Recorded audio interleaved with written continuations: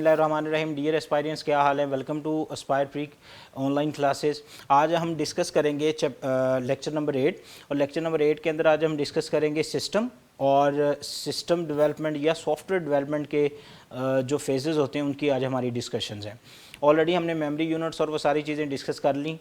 ये वाला क्वेश्चन जो है ये बोर्ड में कई बार आया है। ये जो सिस्टम डेवलपमेंट लाइफ साइकिल है इसके ऑलमोस्ट 9 डिफरेंट फेजेस हैं, ठीक है। समटाइम इनको 10 भी कर लेते हैं, वो एक रिपोर्ट का फेज़ है उसको ऐड कर लेते हैं, लेकिन अगर आप जनरली देखें तो उसके 9 ही फेजेस हैं और हर फेज़ की कोई ना कोई एक रिक्वायरमेंट है जिसको उसने फुलफ़िल करना होता है। और एट द एंड आप एक साइड से एक सॉफ्टवेयर की डेवलपमेंट स्टार्ट करते हैं और तमाम फेजेस से आप कंटिन्यूटी के साथ एट द एंड आप एक पूरा सॉफ्टवेयर बनाने के काबिल हो जाते हैं। आपको असल में सॉफ्टवेयर बनाना नहीं सिखाना, उस सॉफ्टवेयर बनाने में कौन कौन से फेज़ हैं वो हमारी डिस्कशन में शामिल हैं आज।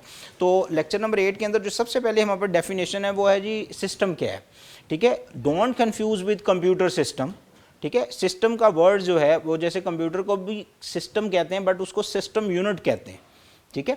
कभी भी उसको जस्ट सिस्टम नहीं कहा जाएगा। उसको अगर आप ये कह लें कि पढ़ी लिखी ज़ुबान में बोलेंगे तो we call it system unit, ठीक है। तो ये सिस्टम होता है, सिस्टम असल में मल्टीपल इंग्रेडिएंट्स को आप एक पॉइंट के ऊपर इकट्ठा करते हैं और इकट्ठा करके कोई भी वर्क परफॉर्म करते हैं। This one is called system. आप उसकी कोई भी एग्जांपल ले लें, कोई एक बेकरी की एग्जांपल ले लें, कोई एक किसी शॉप की एग्जांपल ले लें, किसी एक दर्जी की शॉप की एग्जांपल ले लें। और अगर हम इसको अपनी डेवलपमेंट साइड पे देखें या कंप्यूटर के अंदर देखें तो कंप्यूटर्स के अंदर जो सॉफ्टवेयर बनाना और सॉफ्टवेयर बनाने के लिए जो जो कंपोनेंट्स आपको रिक्वायर्ड हैं वो कैसे इंटरलिंक्ड होकर आपस में काम करते हैं और एट द एंड एक सॉफ्टवेयर बनाने के काबिल होते हैं, तो उसको हम एक सिस्टम कहेंगे। अगर आप इसकी डेफिनेशन देखिए, set of things working together is the part of mechanism और interconnecting networks is called system, ठीक है। मल्टीपल चीज़ें जो आपस में इंटरलिंक्ड है, आपस में जुड़ी हुई हैं और जुड़ के कोई ना कोई वर्क या कोई टास्क परफॉर्म कर रही हैं। अगर आप एजुकेशनल सेटअप्स के अंदर देखें तो directors, principles, teachers, students, sweeper, ये सारी चीज़ें मिल के एक एजुकेशनल एक्टिविटीज़ को परफॉर्म कर रहे हैं, तो this one is called system. So many time you guys hair about फलां स्कूल सिस्टम, लतीफ़ स्कूल सिस्टम, ठीक है, लामा इकबाल स्कूल सिस्टम। तो ये सारे जो सिस्टम का वर्ड है वो इसीलिए लगाया जाता है कि multiple ingredients, multiple objects combine together and perform task, उसको हम कहते हैं ये हमारे पास आ गया जी सिस्टम। तो कंप्यूटर सिस्टम के अंदर या जो हमारी रिक्वायरमेंट्स है उसमें हम जो सिस्टम पढ़ने जा रहे हैं उसके अंदर भी उसके डिफरेंट कंपोनेंट्स हैं, ठीक है। They are called hardware, this one is called hardware. आपने ऑलरेडी इसको पढ़ा हुआ है जी। मैं पीछे कितनी चीज़ें, कितने कंपोनेंट्स, कई लेक्चर्स के अंदर हार्डवेयर कंपोनेंट्स की डिस्कशन की। कंप्यूटर का हर वो फिज़िकल पार्ट, हर वो पुर्जा जिसे आप फिज़िकली टच कर सकते हैं वो हार्डवेयर है। सॉफ्टवेयर वो तमाम सेट ऑफ इंस्ट्रक्शंस जो आपके हार्डवेयर्स को रन, बूस्ट और एग्जीक्यूट करवाने के लिए और आपकी रिक्वायरमेंट्स को फुलफिल करने के लिए रिक्वायर्ड होते हैं, दे आर कॉल्ड सॉफ्टवेयर्स। और उसके बाद user the person who actually operate the hardware by using softwares. And the fourth one is called communication setup. What is the communication setup? The area, the setups, the office where we interlink hardware, software and user, the all activities perform. This one is called communication setups. अब ये आप लोगों के पास आ गया system. एक system को चलाने के लिए, कंप्यूटर सिस्टम को चलाने के लिए जो हमारे पास चीज़ें रिक्वायर्ड होती हैं वो आ गई ये चारों के चारों ऑब्जेक्ट्स। और उसके बाद हम जो हमारा लॉजिकली कॉन्सेप्ट्स है वो हम पढ़ेंगे SDLC, ठीक है। आपको सिस्टम क्यों पढ़ाया गया? ताकि आपको थोड़ा आइडिया हो जाए कि सिस्टम होता क्या और ये कैसे लिंक्ड होकर आपस में वर्क परफॉर्म करते हैं। तो SDLC हमारे पास जो है उसका एक पूरा लाइफ साइकिल है। मतलब आप एक फेज़ से स्टार्ट करेंगे, उसके डिफरेंट फेजेस से क्रॉस होते जाएंगे तो आपके पास एक पूरा सॉफ्टवेयर बन जाएगा। इसको हम कहते हैं ये हमारे पास सिस्टम डेवलपमेंट लाइफ साइकिल है। इसको सिस्टम डेवलपमेंट भी कहते हैं, इसको सॉफ्टवेयर डेवलपमेंट लाइफ साइकिल भी कहते हैं। ये एक ही बात है, बोर्ड में आ जाए, क्योंकि इसके 9 और 10 डिफरेंट फेज़ हैं। ये कभी भी इकट्ठा नहीं आएगा, क्योंकि अगर आप अपने बुक में चैप्टर नंबर 1 के लास्ट 2 पेज देखें, ऑलमोस्ट 4 साइड्स, ठीक है, 4 पेज बनते हैं, 2 मेजर पेज अगर आप देखें तो यही एक क्वेश्चन है सिस्टम डेवलपमेंट लाइफ साइकिल। तो कभी नहीं आएगा, क्यों? क्योंकि इस क्वेश्चन को ऑलमोस्ट 40 मिनट्स रिक्वायर्ड है अगर आपने इसको पूरा लिखना है। तो बोर्ड में आता है जी फर्स्ट 5 फेज़, लास्ट 5 फेज़, ये वाले फेज़ सम टाइम मेंशन कर दिए जाते हैं और आपने जस्ट उन फेज़ को ही एक्सप्लेन करना होता है। इस तरह की स्टोरी ये बोर्ड के अंदर आती है, ठीक है। पूरा आपको कभी भी सिस्टम डेवलपमेंट लाइफ साइकिल नहीं आएगा। अच्छा, जो सिस्टम डेवलपमेंट लाइफ साइकिल ये है क्या? ये बेसिकली स्टेप बाय स्टेप वो फेजेज़ हैं जिसमें आप मल्टीपल टास्क परफॉर्म करते हैं और हर एक स्टेप जो है they are responsible to do something. मतलब अगर आप अपनी स्क्रीन पे देखें तो आपके पास आ गया जी सबसे पहले इन्वेस्टिगेशन। इन्वेस्टिगेशंस के बाद आगे let's suppose testing, designing, installation, ये मतलब सीक्वेंस वो नहीं है, सीक्वेंस वाइज इसको हम नेक्स्ट स्लाइड्स में देखते हैं। अभी फ़िलहाल जो आप लोगों के पास है वो मैं जस्ट आपको आइडिया दे रहा हूँ। मतलब आपने एक सिस्टम, उसमें आपने सबसे पहले इन्वेस्टिगेशन करनी है, फिर आपने उसके बाद उसकी टेस्टिंग, डिज़ाइन, इम्प्लीमेंटेशंस और उसकी मेंटेनेंस वगैरह, ये सारे वो फेजेज़ हैं जो किसी एक सॉफ्टवेयर हाउस के अंदर परफॉर्म किए जाते हैं। हम जब किसी एक सॉफ्टवेयर हाउस में बैठे होते हैं, काम कर रहे होते हैं, तो हम इन्हीं तमाम फेजेज़ को फॉलो कर रहे होते हैं। अच्छा, उसके बाद आ गया जी, the term is also known as software development life cycle, I already told you about this. ठीक है, और अगर आपसे कोई वन लाइन डेफिनेशन पूछे व्हाट इज SDLC, तो आप बिल्कुल ये डेफिनेशन बता दीजिए, is a process to develop a successful system और सॉफ्टवेयर। ठीक है, ये दोनों चीज़ें आप बता सकते हैं इसके अंदर। नेक्स्ट हमारे पास कुछ SDLC के फेजेज़ हैं जिनको हम वन बाय वन देखते हैं। हमारे पास सबसे पहला जो आ गया वो आ गया जी preliminary investigation, this one actually the phase 1। ठीक है, आपके पास मैं अक्सर स्टूडेंट्स को जब पढ़ाता हूँ तो मैं कहता हूँ कि हम इसके साथ एक नॉन टेक्निकल एग्जाम्पल या एक नॉन टेक्निकल स्टोरी भी साथ साथ पढ़ेंगे ताकि आपका जो कॉन्सेप्ट्स हैं इसके सिस्टम डेवलपमेंट के बारे में वो क्लियर हो जाएं। मतलब सबसे पहले प्रीलिमिनरी इन्वेस्टिगेशन, एक बंदा आपके पास आया, कोई फैक्ट्री ऑनर, उसने कहा जनाब आप सारे सॉफ्टवेयर डेवलपर्स हैं, तो मेरी जो इंडस्ट्री है, मैं अपनी इंडस्ट्री के जितने मेरे एम्प्लॉइज़ हैं, जितने वर्कर वहाँ काम कर रहे हैं, मैं चाह रहा हूँ उन तमाम लोगों का जो डाटा है, उन तमाम लोगों की जो इन्फॉर्मेशन है, जो डेटा जो भी है, उसको मैं कंप्यूटराइज़ कर दूँ।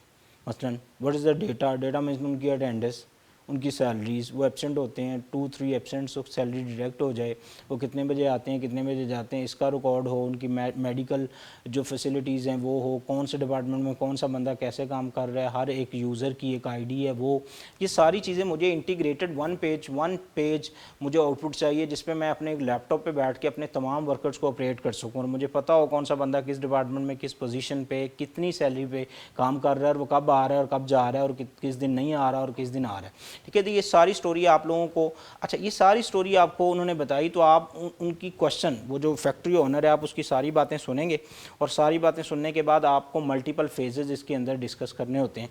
उसमें से मैं ये प्रीलिमिनरी को आप बेसिक इन्वेस्टिगेशन भी कह सकते हैं, आप इसको प्राइमरी इन्वेस्टिगेशन भी कह सकते हैं। अब प्रीलिमिनरी इन्वेस्टिगेशन के अंदर मल्टीपल फेज़ हैं, जैसे इसके अंदर जो सबसे पहला फेज़ इसके अंदर आप लोगों को आएगा वो आएगा जी primary information regarding your software. ठीक है, जो भी सॉफ्टवेयर आपने बनाना चाह रहे हैं उसके मतलब आप लोग जो प्राइमरी इन्फॉर्मेशन है, या अगर आप इसको और थोड़ा आइडेंटिफाई करना चाहें, आपकी बुक के ऊपर ये लिखा हुआ है प्राइमरी या प्रीलिमिनरी आइडेंटिफिकेशंस। ठीक है, इन्वेस्टिगेशन में जो सबसे पहले वो आइडेंटिफिकेशन है, मतलब what kinds of software actually the person want. ठीक है, वो आपसे किस तरह का सॉफ्टवेयर बनवाना चाहता है, ये डिस्कस होता है। उसके बाद इसका दूसरा जो फेज़ है उसके अंदर ये होता है कि आपने उसके अंदर बताने हैं जी ऑल्टरनेट सॉल्यूशंस। ठीक है, ऑल्टरनेट सॉल्यूशंस। उसके बाद जो तीसरा है उसके अंदर आपने बताने हैं जी फिजिबिलिटी स्टडी। उसके बाद इसके अंदर होता है जी प्रीलिमिनरी या प्राइमरी प्लान। ठीक है, ये चार हैं फेजेस इसके अंदर, जिसके अंदर और आप लोग इसके अंदर एक और फेज़ भी है जो कि नॉर्मली आपको प्रीलिमिनरी या प्राइमरी आइडेंटिफिकेशन के बाद करना होता है, वो होता है जी, आप इसको बिल्कुल यहाँ पे लिख लीजिए, वो होता है सिस्टम स्कोप। ठीक है, ये आप लोगों के पास ये 5 फेजेज हैं जो आपने डिस्कस करने हैं प्रीलिमिनरी इन्वेस्टिगेशन के अंदर, इनको हम नेक्स्ट क्लास में डिस्कस करेंगे। उसके बाद हमारे पास आगे रिक्वायरमेंट एनालिसिस, ये नेक्स्ट फेज़ है, फेज़ नंबर 2।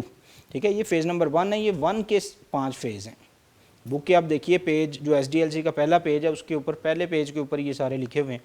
रिक्वायरमेंट एनालिसिस में आपने यूज़र से रिक्वायरमेंट पूछनी है, नीड एनालिसिस भी कहते हैं इसको। ठीक है, उसमें आप सारी उससे रिक्वायरमेंट लेंगे और रिक्वायरमेंट लेने के बाद आप बताएंगे जनाब हम ये काम कर सकते हैं, ये नहीं कर सकते, आपकी जो रिक्वायरमेंट्स है उसमें से हम ये फुलफ़िल करेंगे, ये फुलफ़िल नहीं हो सकती। ठीक है, वो सारी चीज़ें आपने यूज़र से पहले पूछनी है, उसकी तमाम रिक्वायरमेंट्स की लिस्ट आपने यूज़र से लेनी है। उसके बाद आपने 1 बाय 1 उसकी तमाम रिक्वायरमेंट्स के ऊपर एनालिसिस देना है। What is analysis actually? Analysis mean आप कोई भी प्रॉब्लम दी जाती है, आप उसको देखते हैं कि हम इसको कर सकते हैं, अगर नहीं कर सकते तो क्यों नहीं कर सकते, अगर कर सकते हैं तो कितने सोल्यूशन से कर सकते हैं, वो सारी चीज़ें आपने इसके अंदर डिस्कस करनी होती हैं। और उसके बाद एट दी एंड आपने उसको एक पेज पे बताना है जनाब ये आपकी रिक्वायरमेंट, ये 100 रिक्वायरमेंट, मतलब वो बंदा कहता है जी, बंदा घर बैठा है और वो घर बैठा ही अपनी बायोमेट्रिक मशीन पर अटेंडेंस लगा दे और मुझे पता चल जाए कि आज ये घर बैठा है तो इसकी वहाँ से अटेंडेंस लगी, तो ये उसकी रिक्वायरमेंट है। ठीक है। और आपने इसको कैसे फुलफिल करना है आप देखेंगे, आप हर घर में कोई बायोमेट्रिक मशीन अटैच करेंगे जिससे घर बैठे लोग अटेंडेंस लगाते रहें, ठीक है। तो इस तरह की सॉल्यूशंस की तरफ आपने जाना है। This one is called actually requirement and analysis, ठीक है। आपने देखना है कोई प्रॉब्लम जो है उसका सोल्यूशन क्या है और वो सोल्यूशन कितने हैं और वो कैसे कैसे फुलफिल हो सकते हैं, कौन सी ऐसी प्रॉब्लम्स हैं जिनके सोल्यूशंस हम फुलफिल नहीं कर सकते। तो स्ट्रेट फॉरवर्ड आपने यूज़र को वहाँ पे बता देना है, जो भी फैक्ट्री ओनर है उसको आपने बताना है जी ये काम नहीं हो सकता। उसके बाद आ गया जी डाटा गैदरिंग। अब डाटा गैदरिंग जो है, डाटा गैदरिंग एक फेज़ है जी जिसके अंदर आपने सारी की सारी फैक्ट्री ओनर से इंफॉर्मेशन इकट्ठी करनी है और इकट्ठी करने के बाद आपने वो इंफॉर्मेशंस की रिपोर्ट बनानी है और रिपोर्ट बनाने के बाद उसका एक एनालिसिस करना है और एनालिसिस में आपने ये बताना है कि जनाब ये जो एम्प्लॉइज़ हैं, ये जो लोग इसके अंदर काम कर रहे हैं वो वाकई ही इस लेवल के सिस्टम्स को ऑपरेट कर सकेंगे, क्या वाकई वो लोग इसको फॉलो कर सकेंगे। मसलन आपको ये एक हैवी एप्लीकेशन उठा के किसी एक गांव में जहाँ के लोग ज़्यादा पढ़े लिखे नहीं हैं, ठीक है, वो सादे लोग हैं, उनको इन चीज़ों का नहीं पता, वहाँ पे वो सॉफ्टवेयर लगा दें कि जनाब आज के बाद जो बंदा 5 वक्त की नमाज़ पढ़ेगा और हर नमाज के ऊपर आपको फेस रिकग्निशन करवानी पड़ेगी और आपको थंब स्कैन करना पड़ेगा, अदरवाइज़ आपका नाम इसमें नहीं आएगा। They people will confuse straight forward, they will people deny your software, ठीक है। वो एजुकेटेड लोग नहीं हैं, ठीक है, वो सादी ज़िंदगी गुजार रहे हैं और आप उनके अंदर कोई टेक्नोलॉजिकल इनोवेशन जाके लॉन्च कर दें और लोगों को आपको पहले ट्रेन करना पड़ेगा और हो सकता है उसके लिए आपको सालों लगे, ठीक है। तो इस तरह की अब ये जो इन्फॉर्मेशन है ये हमें कैसे पता चलेगी, हमें एक स्पेसिफिक ब्रांच से डाटा गैदर करना है और डाटा गैदर करने के लिए हमें इसकी डिफरेंट टेक्निक्स जो होती हैं उनको डिस्कस करना होता है, ठीक है जी। अब डाटा गैदरिंग के अंदर हमारे पास सबसे पहले जो आ गया वो इसके 5 स्टेप्स हैं। द स्टेप 1 इसके अंदर जो है वो हम करते हैं जी, मैं आपको उनके नाम बताता हूँ, हम इनको 1 बाय 1 आगे डिस्कस करेंगे। सबसे पहले आप रिटर्न डॉक्यूमेंट लेते हैं किसी भी बंदे से, this one is the phase 1, data gather करने की पहली टेक्निक है, ठीक है। उसके बाद जो दूसरी टेक्निक है इसके अंदर वो है interviews, this one is the second technique. अगले लेक्चर में हम इसको डिस्कस करेंगे या अभी कोशिश करते हैं इसी लेक्चर में डिस्कस करते हैं। इंटरव्यू के बाद हमारे पास जो आ गया वो आ गया क्वेश्चनियर्स,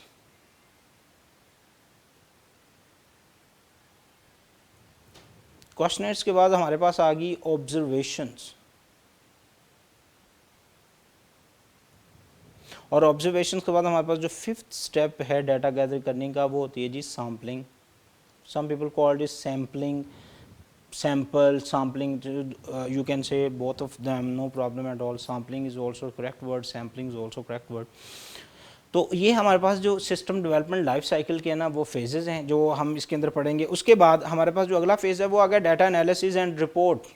अभी जो आपने डाटा इकट्ठा किया उसकी आपने एक रिपोर्ट बना ली, वो रिपोर्ट को सामने रख के आप बता सकते हैं कि ये लोग इस सिस्टम को ऑपरेट कर सकेंगे या नहीं कर सकेंगे, ठीक है। वो उसको हम कहते हैं, ये अगर आप देखें इनकी नंबरिंग अगर आप कर रहे हैं तो this one is the first, this one is the second and this one is the third and this one is the fourth actually. और उसके बाद हमारे पास जो आ गया वो 5th नंबर पे वो डिज़ाइन है। डिज़ाइन 2 तरह के हैं, लॉजिकल डिज़ाइन होता है, फिज़िकल डिज़ाइन है। ये वो काम है जो आप एक नक्शा बनाते हैं कि आप अपनी आप जो प्रॉब्लम आप सॉल्व करने जा रहे हैं, ये जो सॉफ्टवेयर आप बनाने जा रहे हैं वो स्टेप बाय स्टेप कैसे वर्क परफॉर्म करेगा, ठीक है। उसके अंदर आप कुछ कंप्यूटराइज टूल यूज़ करके वो बनाते हैं। तो ये डिज़ाइन का पूरा प्रोसीजर है। डिज़ाइन के अंदर कुछ फेजेज़ हैं जैसे लॉजिकल डिज़ाइन, फिज़िकल डिज़ाइन। उसके बाद इनके अंदर भी एक रिपोर्ट होती है, ठीक है, जो इन दोनों डिज़ाइन को सामने रख के बनाई जाती है। और उसके बाद हमारे पास जो आ गया जी मेजर फेज़, कोर फेज़ पूरी डेवलपमेंट के अंदर वो आ गया कोडिंग। कोडिंग में आप different types of languages use करते हैं और यूज़ करके आप प्रोग्राम कोड करते हैं, बनाते हैं। उसके बाद हमारे पास आ गया जी नंबर 7 पे टेस्टिंग। टेस्टिंग में आप अपने सॉफ्टवेयर को चला के चेक करते हैं। टेस्टिंग के अंदर फिर 2 फेज़ हैं, first one and second one, ठीक है। यूनिट टेस्टिंग, सिस्टम टेस्टिंग, ये क्या होते हैं आगे चल के देखते हैं। उसके बाद नंबर 8 पे हमारे पास आ गई इम्प्लीमेंटेशंस। अब इम्प्लीमेंटेशन के कई फेज़ हैं। First is direct implementations, second is indirect implementations, third is phase implementation, fourth is pilot implementation and fifth one is user training. This is not a types of implementation but this is the steps which actually required at the time of implementations, ठीक है। आपको ये steps करना पड़ता है, अगर आप ये नहीं करते तो आपकी इम्प्लीमेंटेशंस कंप्लीट नहीं होती। और उसके बाद last phase, phase number 9 is called maintenance. Maintenance and update, this is the last phase जिसके अंदर हमारा जो पूरा सॉफ्टवेयर आपने बनाया उसको आपने डिफरेंट फेज़ से गुजारा। हम इंशाल्लाह देखते हैं उसके सारे फेज़, और फेज़ गुजारने के बाद आपका सॉफ्टवेयर बना, मार्केट में इम्प्लीमेंट हो गया। अब उसके अंदर कोई ना कोई चेंजिंग्स, कुछ ना कुछ चीज़ें आ रही हैं, उसको आप अपडेट कर रहे हैं। This one is called maintenance and even you can say maintenance and update, ठीक है। आप ये वर्ड भी इसके साथ लिख सकते हैं एज ए हेडिंग, ये सेम ही चीज़ है।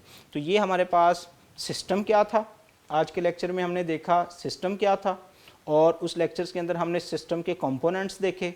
उसके बाद हमने देखा जी सॉफ्टवेयर डेवलपमेंट लाइफ साइकिल होता क्या है, पूरा फेज़ है जिसमें आप एक सॉफ्टवेयर बनाते हैं, और उस सॉफ्टवेयर डेवलपमेंट लाइफ साइकिल के अंदर जो फेजेस, जो स्टेप्स, जो एक्टिविटीज़ हमें परफॉर्म करनी पड़ती हैं, 9 की 9 एक्टिविटीज़ मैंने आपके सामने रखी। ये सारी की सारी हम अपने लेक्चर्स में 1 बाय 1 डिस्कस भी करेंगे। तो ये पूरा एक आपका सॉफ्टवेयर बन जाएगा। इसको हम कहते हैं जनाब system development life cycle. Hope so आपको ये क्वेश्चन क्लियर हुआ होगा। होप सो आपको बोर्ड में इस क्वेश्चंस की क्या इंपॉर्टेंसी है वो भी आप लोगों को क्लियर होगी, ठीक है। ये सारी चीज़ें आपने वहाँ देख ली होंगी। फिर भी टेक्निकली इसमें बहुत सारी बातें आएंगी जो आप नहीं क्लियर कर पाएंगे, ठीक है। अगर नहीं भी क्लियर कर पाते तो इंशाल्लाह कमेंट्स कीजिए, मैं आप लोगों को कमेंट्स के अंदर इसके जो है ना वो प्रॉपर इसका रिप्लाई करता रहूँगा, ताकि आप लोग इसको स्मूथली लेके चल सकें। अपना बहुत सारा ख्याल रखिए। अल्लाह हाफिज़।